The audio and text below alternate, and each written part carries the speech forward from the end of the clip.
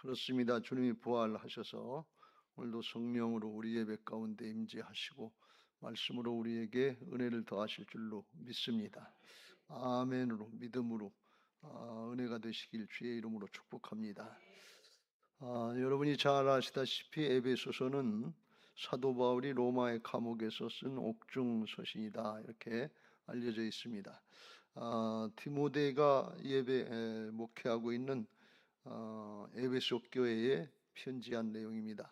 자기는 감옥에 있지만 이 에베소 교회를 향해서 염려하고 또 근심하는 그런 마음으로 교회에 대해서 교회론에 대해서 강조해서 편지를 한 내용입니다. 그러니까 그의 마음속에 자기가 죽더라도 주님의 몸된 교회가 든든하게 세워져야 그래야 하나님의 구원의 역사, 생명의 역사가 길이길이 살 수 있으니까 자기 사정 형편에 상관없이 교회가 든든하게 세워지기를 바라는 마음으로 교회론에 대해서 자세히 말씀을 했고 오늘 우리가 살펴보려고 하는 것은 교회를 이끌어가고 세워가는 주님의 일꾼들, 사역자들에 대해서 말씀하고 있습니다. 우리 모두에게도 이런 마음이 간절하시길 주의 이름으로 축원합니다. 우리 인생 한 번 왔다 한 번 가는 것인데 그래 우리 가정에서나 목장에서나 다음 세대에서는 어디나 그 가정교회, 목장교회, 다음 세대 교회가 든든하게 세워져야 될 줄로 믿습니다. 그래야 생명의 역사를 길이길이 이어간다 말이지. 우리는 잠깐 왔다 가지만 하나님의 교회, 주님의 몸된 교회는 영원한 줄로 믿습니다. 그걸 오늘 여기서 말씀하고 있습니다.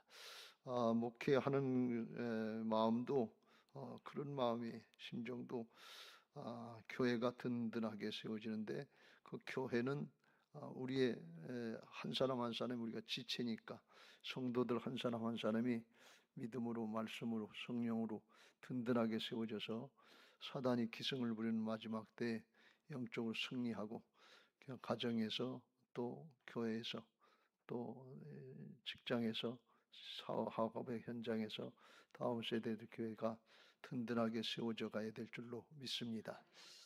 오늘 여기 11절에 그렇게 말씀합니다. 교회 일꾼 세운 종류를 말씀하고 있는데요. 그가 어떤 사람은 사도로, 어떤 사람은 선지자로, 어떤 사람은 복음 전하는 자로, 어떤 사람은 목사와 교사로 삼으셨으니 그랬어요. 사도는 12 제자를 얘기하고요. 초대교회에도 선지자들, 예언자들이 있었습니다. 오늘날은 선지자다, 예언자다 하는 말을 잘 많이 안 쓰지만 초대교회는 그런 제도가 있었습니다. 어떤 사람은 복음 전도자는 많았죠. 복음 전도자로 어떤 사람은 목사, 목사는 지역 교회를 하나 맡아서 거기서 목양을 하는 사람을 목사라고 그러죠.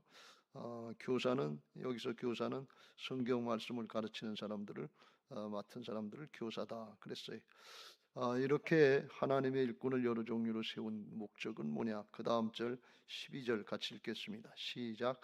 이는 성도를 온전하게 하여 봉사일을 하게 하며 그리스도의 몸을 세우려 하심이라. 성도를 온전하게 해서 주님의 몸된 교회를 섬기는 봉사일을 하게 하고 그리스도의 몸을 세우려 하십니다.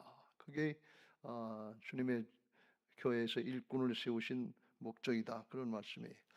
근데 주님의 몸된 교회를 세우기 위해서 일꾼들을 세우셨는데 그 일꾼들은 그러면 뭘로 세우시냐? 일꾼은 뭘로 세우는가 하면 하나님의 말씀으로 세워지게 되는 것을 믿으시기 바랍니다. 디모데후서 3장 16절 17절 말씀 보시면 거기 그렇게 나와 있습니다. 디모데후서 3장 16절 17절 같이 읽겠습니다. 시작. 모든 성경은 하나님의 감동으로 된 것으로 교훈과 책망과 바르게 함과 의로 교육하기에 유익하니 17절.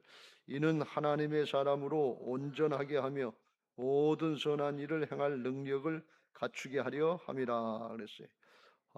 말씀이 하나님이신 것을 믿으시기 바랍니다. 하나님이 직접 가르치시나 말씀을 통해서 성령의 감동으로 가르치시나 영적인 역사는 똑같다 그런 말씀이에요. 그래서 하나님의 말씀을 통해서 교훈과 바로하는 영적인 교훈을 하고, 책망은 잘못됐을 때 그걸 깨우쳐 주는 게 책망이고, 그리고 바르게 하면 이제 잘못된 사람을 돌이키게 하는 게, 회개하고 돌이키게 하는 게 바르게 함이고, 그다음에 의로 교육하는 건 바로 돌아와서 이제는 잘못되지 말고 똑바로 제대로 나가라 하는 게 의로 교육한다 하는 그런 뜻입니다.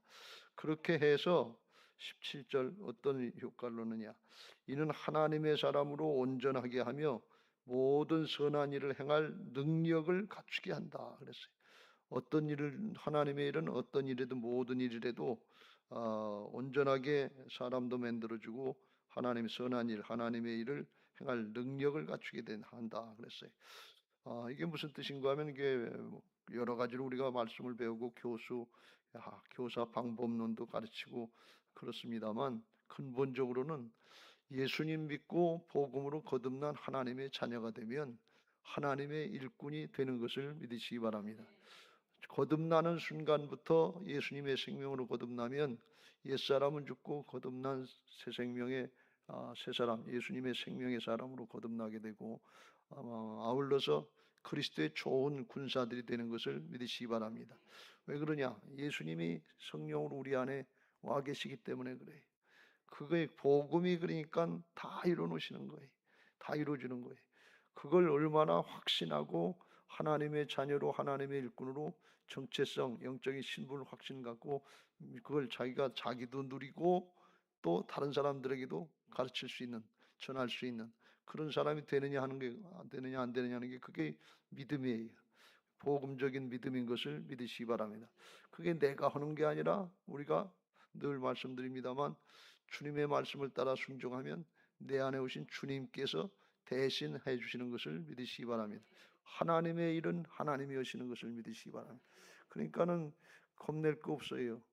복음을 알고 예수님이 내 안에 와 계신다 그러면, 나는 애들 못 가르쳐요, 잘 몰라요, 그건 내가 한다, 내가 할래니까, 내가 주인 되니까 그런 생각을 할 수 있는데, 내 안에 주님이 하나님의 일을 하신다는 것을 믿고 나를 주님께 맡기면, 그러면 주님께서 우리를 통해서, 나를 통해서 하실 줄로 믿습니다. 이 신앙은, 영적인 싸움과 하나님의 일을 하는 방법은 모든 일에 다 똑같아요. 지난주에 그걸 말씀드렸죠. 다윗이 골리앗을 상대해서 나가 싸우려고 할 때, 그때 자기 자신 다윗과 골리앗과의 싸움인 것으로 맞상대해서 사람과 사람의 싸움으로 생각하면 골리앗에게 질 수 있어요. 혹시 이길 수 있을런지 모르지만, 그러나 만군의 여호와의 이름, 하나님의 백성, 하나님의 군대가 된 걸 믿고 만군의 여호와의 이름으로 나가면 골리앗과 누구의 싸움? 하나님과의 싸움이 되는 거예요. 그러니까 하나님께서 우리 싸우시면 골리앗은 문제가 안 되지요. 그러니까 이기는 거예요. 이게 어떤 원리에도 다 통하는 것을 믿으시기 바랍니다. 갈렙이 아낙 자손 거인들하고 싸울 때, 자기하고 아낙 자손하고 싸우는 거면 겁이 나고 힘들 텐데, 갈렙이 그랬잖아요. 하나님이 함께 하시면 이깁니다. 하나님이 함께 하시면, 하나님이 약속하신 말씀 붙잡고서 자기가 나가는 게 아니라 하나님이 함께 하셔서 하나님이 대신 싸워주시는 거예요. 이게 하나님의 백성, 하나님의 군대의 의미인 것을 믿으시기 바랍니다. 이 신약으로 이야기하면 하나님의 자녀들, 그리스도의 좋은 군사들이라는 뜻인 것을 믿으시기 바랍니다. 그러니까 이걸 모든 상황에다 적용하면 그게 하나님의 주권을 인정하고 따라가는 부활신앙이 되는, 복음적인 신앙이 되는 게, 그러면 나의 나 된 것은 바울처럼 하나님의 은혜입니다, 이렇게 고백할 수 있는 결과를 맺게 될 줄로 믿습니다. 어저께 우리가 우리 교회에서 최종훈련이라고 해서 처음 현재 해봤는데, 이게 굉장히 절차도 복잡하고 저도 이게 될까 하는 생각이 있고 그래요. 왜?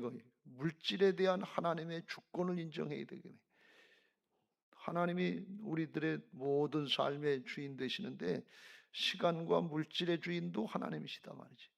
그러니까 그 문제를 어떻게 할까 고민하다가 어저께 강의를 해보고, 이게 어떻게 풀어나가야 되나, 그리고 집사람하고 논의도 하고, 그리고 아침에 새벽 기도에 기도하는데 그 생각이 나더라고요.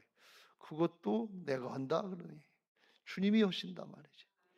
우리가 하려고 그러면 그게 안 되는데 주님이 주인 되시는 걸 인정하고 주님이 싸우시라고 하면 주님이 만몬신 우리들의 이기적인 욕심 그거 물리치게 하시고 주님이 승리하게 하실 줄로 믿습니다. 그러니까 모든 면이 다 그래. 공부도 그렇고 일도 그렇고 사업도 그렇고 싸우는 전쟁도 그렇고 주님이 살아계셔서 우리의 주인 되시는 걸 믿고 하나님이 대신 싸우시도록, 또 달리 말씀드리면 하나님이 일하시도록 장을 마련해 드리고 하나님께 기회를 우리가 열어드리면, 마음을 열어드리고 맡기면 주께서 행하셔서 하나님이 하나님의 일을 하실 줄로 믿습니다. 그게 비결이, 그게 어디에 나와 있는가 하면 말씀의 복음에 나와 있단 말이지. 복음으로 우리가 하나님의 자녀가 되고 하나님의 일꾼이 됐다고 하는 걸 영적인 신분을 확신하고 믿음으로 순종만 하면 돼. 그러면 하나님이 일하시기 시작한다 말이에요. 사실이요, 우리가 부족하고 모자라고 그래서 겸손히 하려고 그럴 때 그때는 실수도 안 하고 정성껏 하고 준비도 잘하고 잘해요. 하나님이 하시는 역사가 나타나요.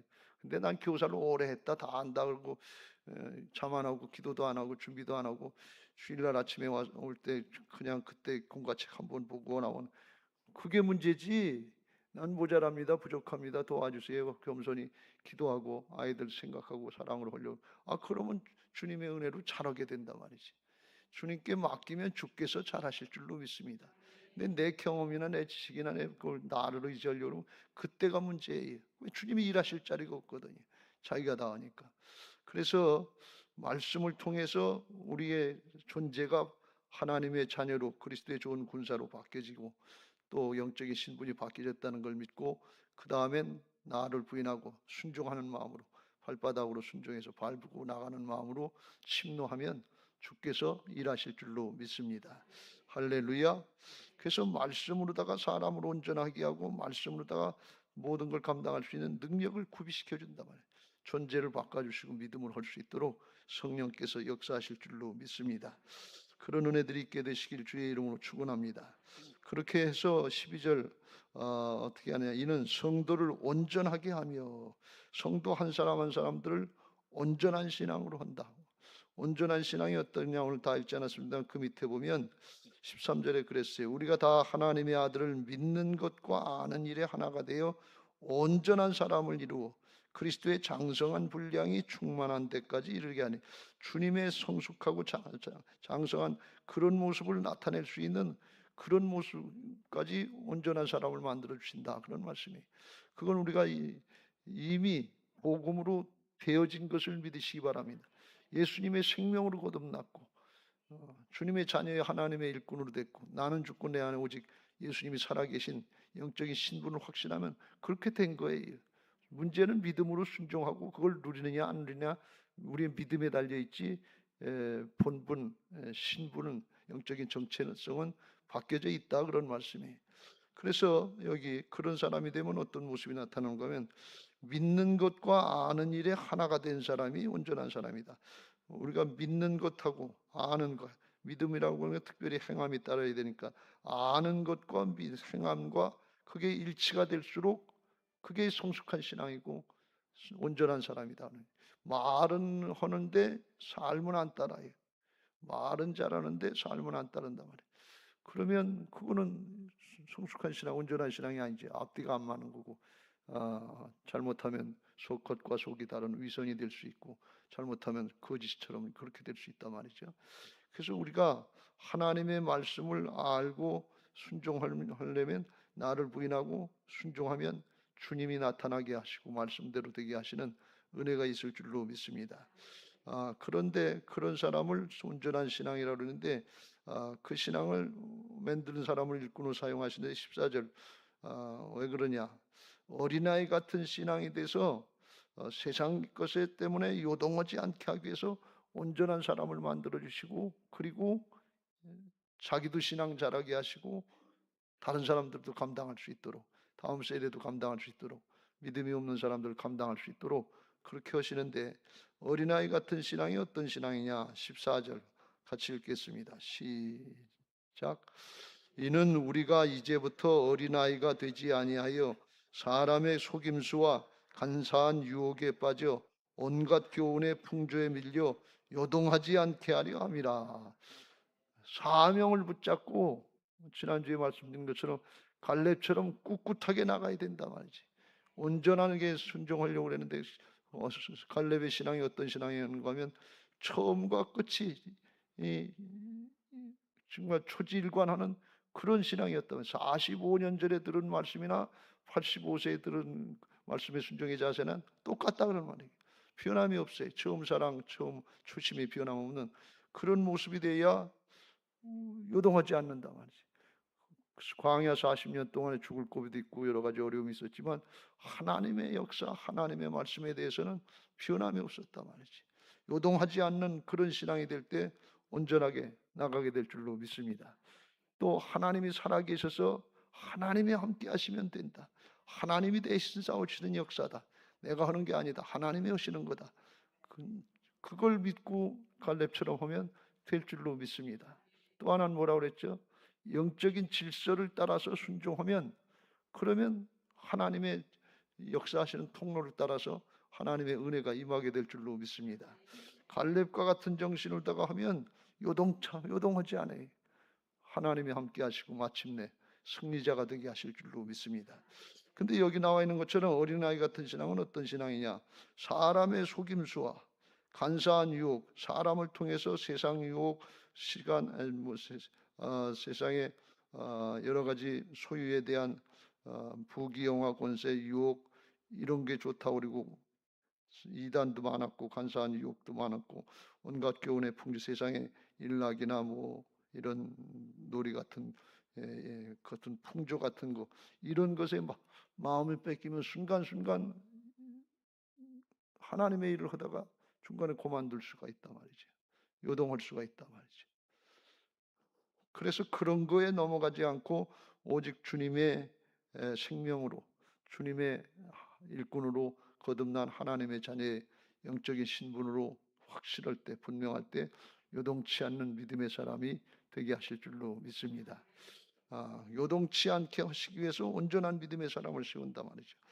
그리고서 15절에 보면 오직 사랑 안에서 참된 것을 하여 사랑 안에서 참된 건 진리인데 진리는 말씀이고 말씀만 하고 말씀으로 잣대를 갖다 대고 적용하면 자기는 지키지 않고 다른 사람한테 판단하고 심판하기 쉬워요. 근데 거기 사랑이 있으면 사랑은 상대방 중심이니까 사랑과 진리가 같이 가야 될 줄로 믿습니다. 우리를 이야기하면 사랑으로 역사하는 믿음이 되어야 될 줄로 믿습니다. 사랑의 근거로 사랑의 동기로 그렇게 신앙하려고 그러면 주님의 생명력인 사랑의 역사가 나타나게 될 줄로 믿습니다. 이게 교사나 목사나 복음 전도자로 선지자로 사도로 세워주시고 성도를 온전하게 하신 모습이 온전한 사람이 될수록 하나님의 일을 바로 할 수 있단 말이에요. 그 온전한 사람을 만들어서 뭘 하게 하시느냐? 12절에 성도를 온전하게 하여 봉사의 일을 하게 하며 하나님의 교회에서 하나님의 일을 할 수 있도록 하게 하기 위해서 온전한 믿음의 사람을 만들어 주신다. 그런 말씀이. 우리가 온전할수록 하나님의 역사에 온전히 쓰임 받게 될 줄로 믿습니다. 부족해도 하나님이 사용하시고 쓰시지만 그러나 기왕이면 하나님이 우리의 생명을 거듭나게 하셔서 하나님의 일꾼으로 세워준 그 자체로다가 온전한 은혜가 복음으로 된 것을 믿고 그 정체성을 가지고 신분을 가지고 그대로 말씀을 따라 순종하려고 그러면 온전하게 해서 봉사를 잘 하게 될 줄로 믿습니다. 봉사라고 하는 것은 자기 자신에게 맡겨진 사명이나 직분을 바로 감당하는 거예요. 성숙한 신앙이 돼서 하나님의 역사를 감당하는 건데 그냥 하나님께서 주신 목회자다, 교역자다, 장로다, 권사다, 집사다 이것도 직분이고 또 사역 직분들 특별히 작은 목자다, 교사다, 전도대원이다, 성가대다, 찬양단이다, 또 섬김이들이다. 많은 그 섬기는 자리에 있는 사람들 있잖아요. 사역을 맡은 사람들. 이걸 할 수 있도록 그렇게 사람 존재 속 사람을 새롭게 만들어 주신 줄로 믿습니다. 그렇지 않으면 이게 중간에 요동을 해요. 온전해지면 이겨나가지만 건강한 신앙이 돼서 이걸 문제가 있어도 걸리지 않고 넘어가지만 온전하지 못하면 무슨 문제 있고 사람 말 한마디에 눈짓 한 번에 뭐 그냥 대화 한 번에 걸릴 수가 있단 말이지. 그걸 넘어가는 신앙 되시길 주의 이름으로 축원합니다. 구약적으로 이해하면 유월절 신앙이 넘어가는 거예요.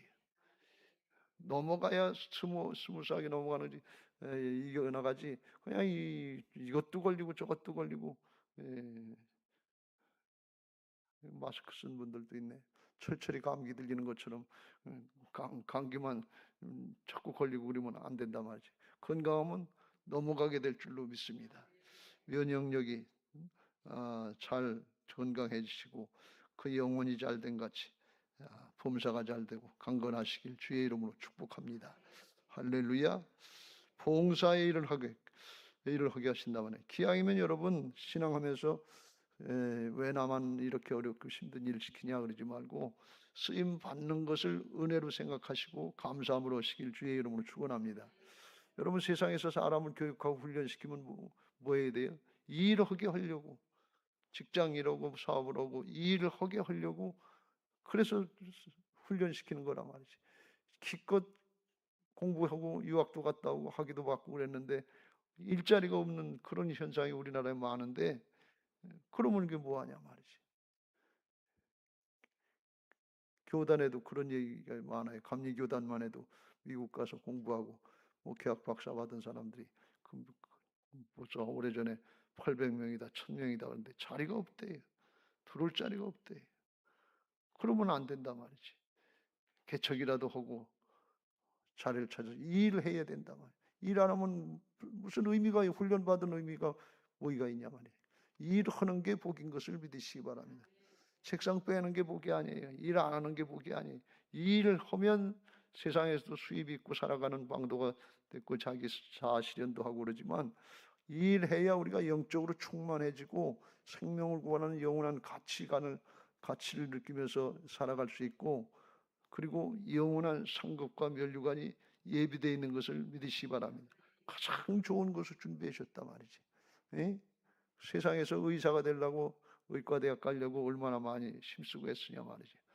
그런데 그거는 육신의 목숨을 잠깐 더 연장시키고 구하는 건데, 하나님의 일은 영원한 생명을 구원하는 것인 것을 믿으시기 바랍니다. 그러니까 우리 가치관이, 신앙의 영적인 가치관이 그렇게 하나님의 일을 하는 거에 대해서 자부심이 있어야 돼. 자존감이 있어야 돼. 할 일 없는 사람이 교회 나와서 예배하는 게 아니고, 할 일 없는 사람이 주의 일하는 게 아니라 만사 제껴놓고 나와서 예배하고 우선해서 하나님의 일 하는 것이 하나님 나라의 가치관인 것을 믿으시기 바랍니다. 세상적인 관점으로 보면 주업이 세상 일이고, 그리고 부업이 신앙처럼 이렇게 세상 사람들 생각하지만, 믿는 사람들에게 주업은 하나님의 일이 주업이에요. 하나님 나라의 역사에 쓰임 받는 게 주업이고, 세상의 것은 먹든지 마시든지 뭘 하든지 하나님의 영광을 위해서 하는 부업이다, 그런 말씀이에요. 이 가치관이 바뀌어야 돼요. 근데 우리가 거꾸로 생각하니까 공부 때문에 하나님의 일을 못하고 예배를 못하고, 일 때문에 하나님의 일을 못하고 예배를 못하고, 이 거꾸로 돌아간단 말이지. 왜? 가치관이 잘못되어 있기 때문에 그래. 어떤 게 진짜 중요한 거냐, 어떤 게 영혼의 가치 있는 거냐, 그 판단을 할 수 있는 게, 그게 거듭난 사람의 속사람이 바뀌면 생각이 바뀌는 것을 믿으시기 바랍니다. 관점이 바뀌어야 하나님 나라 가치관으로 바뀌어 생각이 바뀌고, 그렇게 할 수 있도록 성령께서 역사하신단 말이에요. 그래서 거듭난 사람으로 하는 것이지, 이건 육신의 지식이 있고 재주가 있고 능력이 있어서 하는 게 아니에요. 그렇게 하고는 세상 나라 일밖에 안 돼. 사람 일밖에 안 돼. 하나님 나라의 생명의 역사, 복음의 역사를 감당하려면 나부터 거듭나고 가치관이 바뀌고 사람이 바뀌어서 온전한 믿음의 사람이 돼야, 그래야 요동하지 않고 세상의 유혹에 넘어가지 않고 끝까지 하나님의 역사에 쓰임 받게 될 줄로 믿습니다. 우리 교사들에게, 교육부에게 이런 은혜가 있게 되시길 주의 이름으로 축원합니다. 그래서 뭘 하느냐? 주님의 몸된 교회를, 그리스도의 몸을 세우려 하심이라. 궁극적인 목적이 하나님의 교회, 주님의 몸된 교회 지체들을 세워서 하나님의 교회 생명의 역사를 이뤄가기 위한 것인 것을 믿으시기 바랍니다. 이게 주님의 몸된 교회를 세운다고 하는 것은 우리도 주님의 몸된 교회의 지체들이에요. 그러니까 지체들이 몸을 위해서 일하는 거나 마찬가지예요. 발을 위해서만 걷는 게 아니고, 발이 건강하고 잘 걷고 운동도 잘하고 그러면 지금 동계올림픽도 하는데 그러면 온몸이 영광을 받는다 말이지. 그러니까 발이 자기를 위해서 일하는 게 아니에요. 온몸을 위해서 일하는 거지. 주님의 몸된 교회 지체들은 자기를 위해서 일하는 게 아니에요. 자기를 위해서 신앙하는 게 아니에요. 공동체인 주님의 몸된 온 몸을 위해서, 교회를 위해서 일하는 거예요. 이게 공동체 의식을 가진 지체들로서의 사명의 자세인 것을 믿으시기 바랍니다. 이게 잘못되어 있기 때문에 죄성이 들어가서 이기적인 욕심 가지고 나를 위해서 하는 것으로, 나한테 유익이 되느냐, 나한테 도움이 되느냐, 나한테 뭐 좋냐, 그것만 먼저 따지고 그게 아니면 아닌 것으로 이렇게 하는데, 그건 공동체 의식이 없는 거예요. 지체 의식이 아니에요. 손흥민 선수가 공 차는데 자기 발로다 공 잘 차면 발만 유익합니까? 온몸이 영광을 받는 거지요. 이 유현진 선수가 공 잘 던졌었는데 그 공을 잘 던지면 이 팔만, 왼손잡인가 오른손잡인가, 그 팔만 유명해지는 게 아니고 온몸이 영광을 받는다 말이에요. 팔만을 위해서 하는 게 아니에요. 제가 목회한다 그래도 이 목사 자신을 위해서만 하면 그건 사람의 일이지 하나님의 일이 아니에요. 그건 정신이 잘못된 거예요. 여기에 속지 마시길 주의 이름으로 축원합니다. 고린도전서 12장에 그랬어요. 교회와 몸의 관계에 대해서, 지체 관계에 대해서, 몸은 하나인데 많은 지체가 있고 몸의 지체가 많으나 한 몸인 것 같이 그리스도도 그러하니라. 그러면서 24절 위에 보면 우리의 아름다운 지체는 그럴 필요가 없느니라. 오직 하나님의 몸은 고르게 하여 부족한 지체에게 귀중함을 더하사 몸 가운데 분쟁이 없고 오직 여러 지체가 서로 같이 돌보게 하셨느니라. 만일 한 지체가 고통을 받으면 모든 지체가 함께 고통을 받고 한 지체가 영광을 얻으면 모든 지체가 함께 즐거워하느니라. 너희는 그리스도의 몸이요 지체의 각 부분이라. 그래서 지체들은 몸을 위해서 일하는 것을 믿으시기 바랍니다. 가정에서는 혈연 가족 공동체 그러면 이게 어느 정도 이해가 되잖아요. 아버지가 돈 버는데 가장이 자기만을 위해서 쓰려고 부는 게 아니잖아요. 온 가족을 위해서 하는 거지. 그런데 부모가 자식을 위해서 헌신하고 봉사하고 희생하는데 그거 자기 자신을 위해서 나중에 효도 받기 위해서 하는 거 아니잖아요. 그냥 공동체 의식을 가지고 하는 거예요. 엄마로서의 그런 사명감을 가지고 하는 거라면. 근데 자식들은 잘하면 내가 잘했어, 내가 한 줄 알고 착각하고 내가 한 거 내가 먹는다 그러고 부모 섬길 줄 모르면 그러면 그건 공동체 의식이 없는 거예요. 공동체로서 은혜를 받고 손이라도 발이 똑바로 걸어 다니니까 손이 역할을 할 수 있는 거지, 발이 똑바로 걷지 못하고 그러면 손의 역할도 제대로 못하는 거예요. 그러니까 이게 다 서로 상부상조하는 거예요. 서로 주고받는 은혜의 관계인 것을 믿으시기 바랍니다. 주라 그리하면 흔들어 넘치도록 안겨주리라. 이게 세상에서는 돈 주고서 이게 100만 원짜리면 100만 원 주고 돈 주고 파는 게 이게 세상의 원리지만, 매매 원리지만, 하나님 나라는 그냥 주는 거예요. 필요한 사람에게 그냥 주면 그쪽에서도 내가 필요한 거 있으면 또 성령의 음성을 듣고 그냥 주는 거예요. 이게 재정의 원리인데, 하나님 나라 원리인데, 이게 우리가 훈련이 안 되고 공동체 의식이 없으니까 죄악된 세상의 원리, 이기적인 원리를 따라서 그렇게 뭐 내 건 내 거다 그러고서 끝까지 들켜지고 죽더라도 안 내놓고 그리고 내 거 가지고 하려고 그러다가 다 뺏기고 간단 말이죠. 그러니까 이걸 우리의 노력으로, 인간의 설득으로 하려고 그러면 안 돼.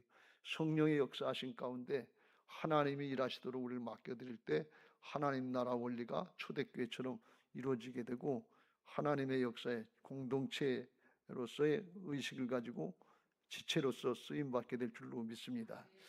제가 지난번에 설교할 때 그랬잖아요.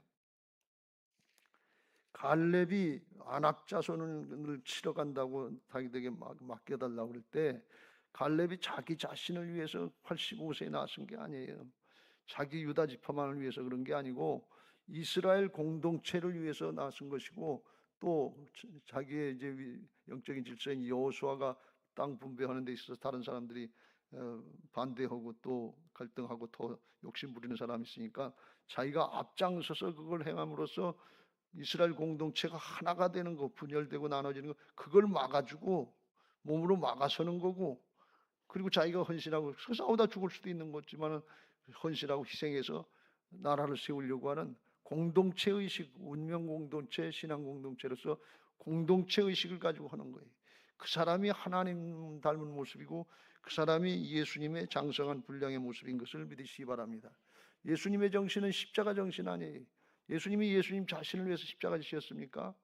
아니잖아요. 원수 같은 죄인들, 반역 죄인들, 우리 같은 죄인들을 위해서 지신 건 그거는 하나님 나라의 영적으로 거듭난 형제 자매들, 가족 공동체, 혈연 공동체처럼 하나님 나라의 영적인 가족 공동체로서 그걸 지키기 위해서 그런 거예요. 사단은 다 분열되고 나눠지고 해서 뿔뿔이 쳐서 이기적으로 자기 욕심을 따라서 눈에 보이는 것과 따라가게 살게 하지만 하나님의 성령은 하나님 나라의 역사는 하나가 되게 하시는 거다. 주도 하나이요, 성령도 하나요, 믿음도 하나요, 교회도 하나인 것을 믿으시기 바랍니다.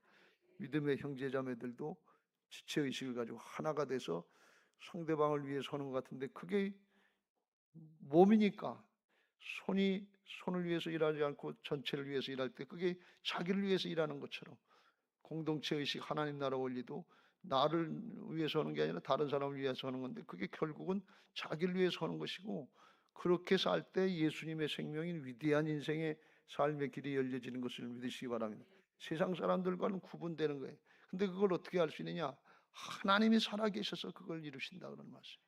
성령께서 그걸 이루시고 도우시는 것을 믿고 믿음으로 말씀 붙잡고 하려고 그러면 하나님 나라의 역사에 온전한 믿음의 사람으로 온전하게 쓰임받게 될 줄로 믿습니다. 교회가 든든하게 세워지게 될 줄로 믿습니다. 바라기는 교육부와 교사들 통해서 또 모든 성도님들 통해서 우리를 온전한 신앙으로 하나님의 사람으로 온전한 일꾼으로 만들어 주셨다는 걸 믿고 말씀을 따라서 지체의식을 가지고 공동체를 위해서 하려고 할 때 하나님이 우리를 크게 사용하시고 하나님 나라의 역사에 영원토록 복이 되게 하실 줄로 믿습니다. 그를 통해서 가정교회가 세워지고 목장교회가 세워지고 다음 세대 유치부, 아동부, 학생부, 청년부 교회들이 다 세워지게 되시고 하나님 나라의 생명의 역사가 주변에 많이 나타나게 되시길 예수님의 이름으로 축복합니다. 할렐루야. 이제 우리가 그런 신앙 하게 해달라고 사명 감당하게 해달라고 320장 찬송하시고 통성으로 기도하겠습니다.